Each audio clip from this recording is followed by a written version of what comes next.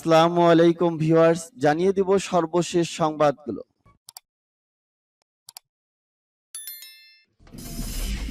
সংবাদের শুরুতেই জানিয়ে দিব সংবাদ শিরোনাম। রাশিয়াকে অত্যাধুনিক অ্যাটাক ড্রোন দিচ্ছে ইরান। একদিনে 10 মিসাইল নিক্ষেপ উত্তর কোরিয়ার, যুদ্ধের আশঙ্কা। ফের ইসরায়েলের প্রধানমন্ত্রী হচ্ছেন নেতানিয়াহু। তুরস্ককে ধন্যবাদ জানালো ইউক্রেন। এবং জানিয়ে দিব সর্বশেষ শিরোনাম। তৃতীয় বিশ্বযুদ্ধ কার্যকরভাবে শুরু হয়ে গেছে, বলেন মার্কিন অর্থনীতিবিদ রুবিন। এতক্ষণ শুনছিলেন সংবাদ শিরোনাম, এখন শুনবেন সংবাদের বিস্তারিত। তো বন্ধুদের কাছে রিকোয়েস্ট রইল, এই ভিডিওতে একটা লাইক দিবেন, আর ভালো লাগলে অবশ্যই বন্ধুদের মাঝে শেয়ার করে দেবেন। রাশিয়াকে অত্যাধুনিক অ্যাটাক ড্রোন দিচ্ছে ইরান। রাশিয়া ও ইউক্রেনের মধ্যকার যুদ্ধে বেশ কিছুদিন ধরেই দৃশ্যপটে হাজির ইরান। কিয়েভের দাবি, ইরানের তৈরি ড্রোন নিয়ে ইউক্রেনে সিরিজ হামলা চালিয়ে যাচ্ছে রুশ বাহিনী। ইউক্রেনের সামরিক বাহিনীর দাবি, এবার নতুন করে রাশিয়াকে অত্যাধুনিক আরও 2 অ্যাটাক ড্রোন সরবরাহের পরিকল্পনা করছে তেহরান। বুধবার এক প্রতিবেদনে এই খবর জানিয়েছে যুক্তরাষ্ট্র ভিত্তিক সংবাদ মাধ্যম CNN। ইউক্রেনের সামরিক গোয়েন্দারা মঙ্গলবার জানিয়েছে, রুশ বাহিনীকে 200টির বেশি কমব্যাট ড্রোন দেওয়ার পরিকল্পনা করছে ইরান। এর মধ্যে আরও 2 অ্যাটাক ড্রোনও রয়েছে। ইউক্রেনের প্রতিরক্ষা গোয়েন্দা সংস্থা বলছে, নভেম্বরের শুরুতে ইরান থেকে রুশ ফেডারেশন 200টির বেশি কমব্যাট ড্রোন পাঠানোর পরিকল্পনা করা হয়েছে। এর মধ্যে শাহেদ 137, মোহাজের 6 এবং আরও 2 এর মতো ড্রোনগুলোও রয়েছে। সংস্থাটি বলছে, ড্রোনগুলো বিচ্ছিন্ন অবস্থায় পাঠানো হচ্ছে। রাশিয়ায় পৌঁছানোর পর নতুন করে আবার রং করা হবে এবং ড্রোনগুলোতে রুশ চিহ্ন বসানো হবে। একদিনে 10 মিসাইল নিক্ষেপ উত্তর কোরিয়ার, যুদ্ধের আশঙ্কা। একদিনে বিভিন্ন ধরনের 10টি ক্ষেপণাস্ত্র নিক্ষেপ করেছে উত্তর কোরিয়া। এগুলোর মধ্যে অন্তত একটি ব্যালিস্টিক ক্ষেপণাস্ত্র প্রথমবারের মতো দক্ষিণ কোরিয়ার পানির সীমার কাছাকাছি গিয়ে পড়ে।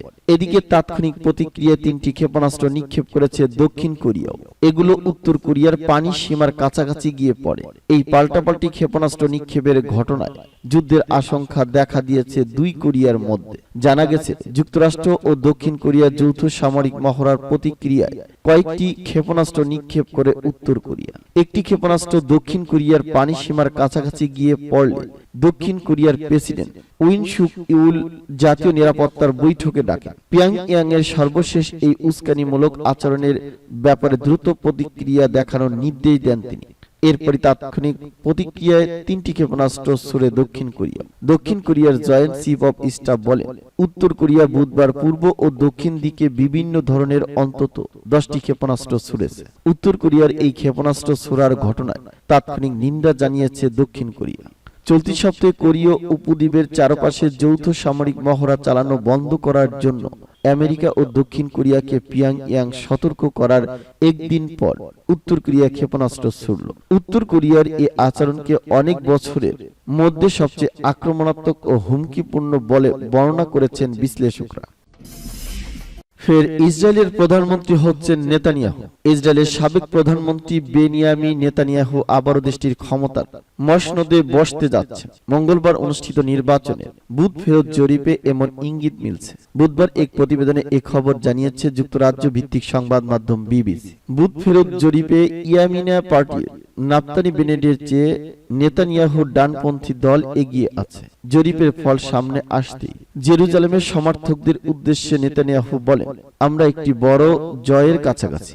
নির্বাচনের চূড়ান্ত ফলাফলে বুথ ফেরত জরিপের প্রতিফলন ঘটলে ইসরায়েলের রাজনীতি নাটকীয় প্রত্যাবর্তন ঘটবে নেতানিয়াহুর। টানা 12 বছর ক্ষমতায় থাকার পর গত বছর নির্বাচনে হেরে যান দুর্নীতির অভিযোগের মুখে থাকা এই রাজনীতিবিদ।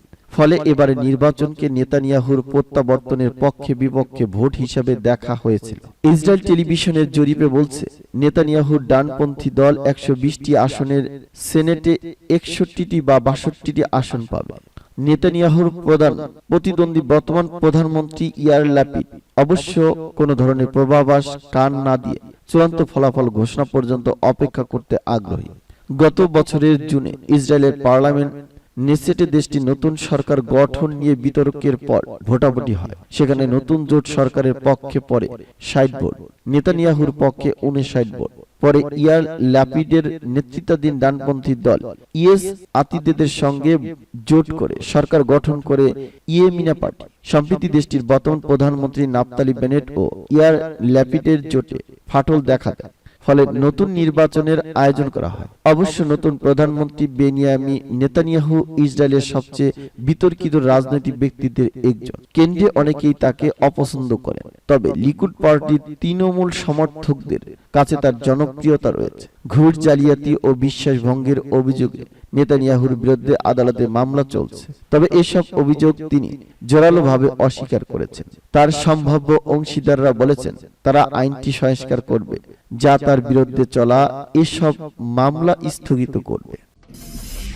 তুরস্ককে ধন্যবাদ জানালো ইউক্রেন।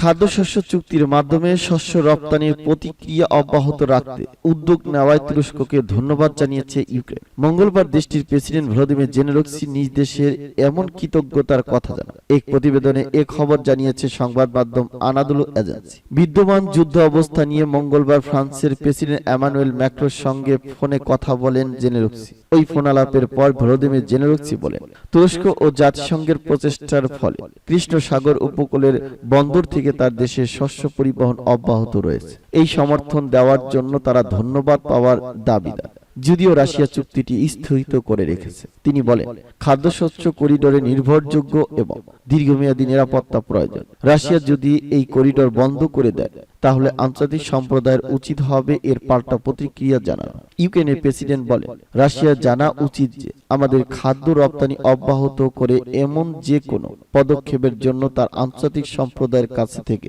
কঠোর প্রতিক্রিয়া পাবে। এটি আক্ষরিক অর্থে কোটি কোটি মানুষের বাঁচা মরার বিষয়। ফরাসি প্রেসিডেন্টের সঙ্গে আলাপকালে কিয়েভকে আকাশ প্রতিরক্ষা ব্যবস্থা সরবরাহের বিষয়ে কথা বলেন ইউক্রেনের প্রেসিডেন্ট। তৃতীয় বিশ্বযুদ্ধ কার্যকরভাবে শুরু হয়ে গেছে বললেন মার্কিন অর্থনীতিবিদ রুবিনি। আমেরিকার নিউ ইয়র্ক বিশ্ববিদ্যালয়ের অর্থনীতি বিভাগের খ্যাতিনামা অধ্যাপক নিউরিয়েল রুবিনি বলেছেন, তৃতীয় বিশ্বযুদ্ধ বাস্তবিক অর্থে চলছে। এটি চলছে ইউক্রেন এবং সাইবার অঙ্গনে। এই মুহূর্তে বিশ্ব কোনো হুমকি মুখে রয়েছে।